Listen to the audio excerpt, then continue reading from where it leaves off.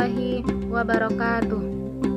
Alhamdulillahi rabbil alamin, wassalatu wassalamu ala asyrafil anbiya'i wal mursalin, sayyidina wa maulana Muhammadin wa ala alihi wa sahbihi ajma'in. Amma ba'd.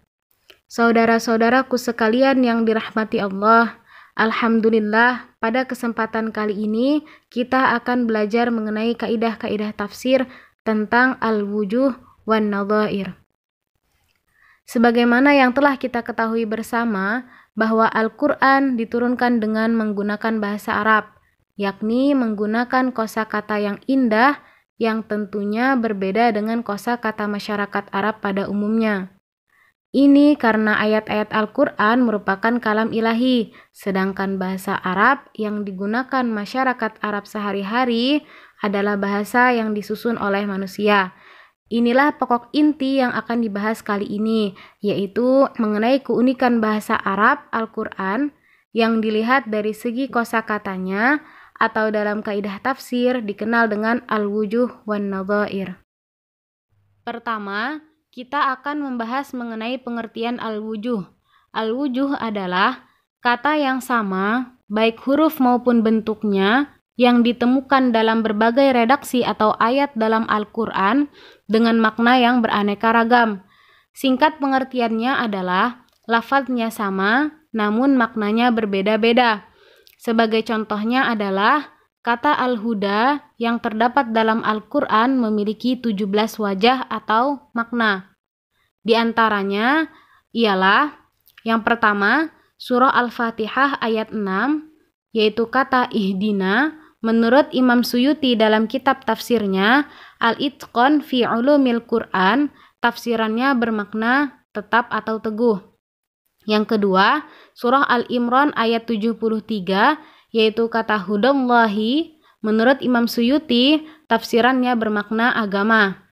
Yang ketiga, surah Al-Baqarah ayat 38, yaitu kata hudan. Menurut Imam Suyuti, tafsirannya bermakna para rasul dan kitab-kitab. Sedangkan yang keempat, surah Al-Anbiya ayat 73, yaitu kata yahduna. Menurut Imam Suyuti, tafsirannya bermakna penyeru. Jika ditelusuri lebih dalam, kata al-huda dengan huruf dan bentuknya yang sama memiliki makna yang berbeda-beda sesuai dengan konteks ayat dan penggunaannya dalam Al-Qur'an, meskipun makna-makna tersebut memiliki hubungan.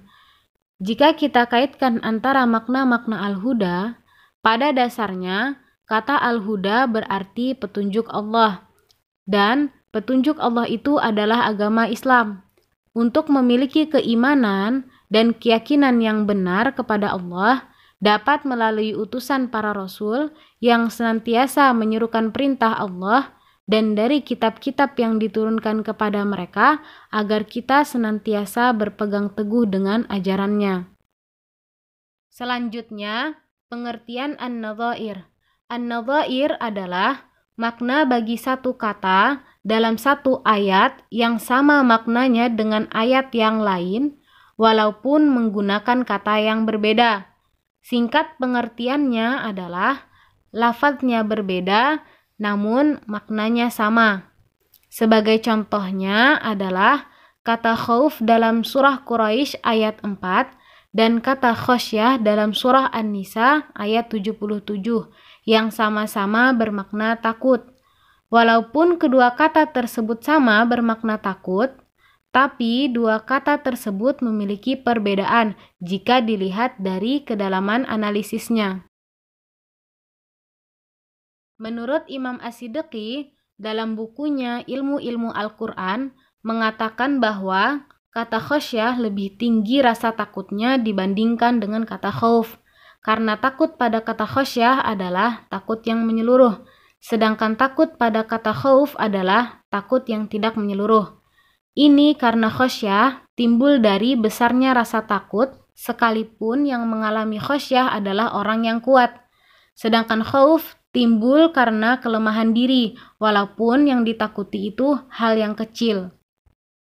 Perlu kita ketahui pula, ada ulama yang berpendapat bahwa al-wujuh sama dengan al-mushtarak, sedangkan an-nadhair sama dengan al-mutaradif. Padahal dua istilah tersebut memiliki sedikit perbedaan. Perbedaannya ialah al-wujuh dapat terjadi pada lafaz tunggal dan dapat pula akibat dari rangkaian kata-kata sebagaimana contoh kata yang telah disebutkan. Sedangkan al-mushtarak hanya dapat terjadi pada satu lafaz saja, tidak dapat terjadi akibat dari rangkaian kata-kata.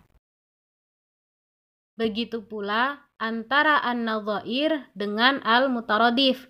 Perbedaannya ada pada kedalaman analisisnya.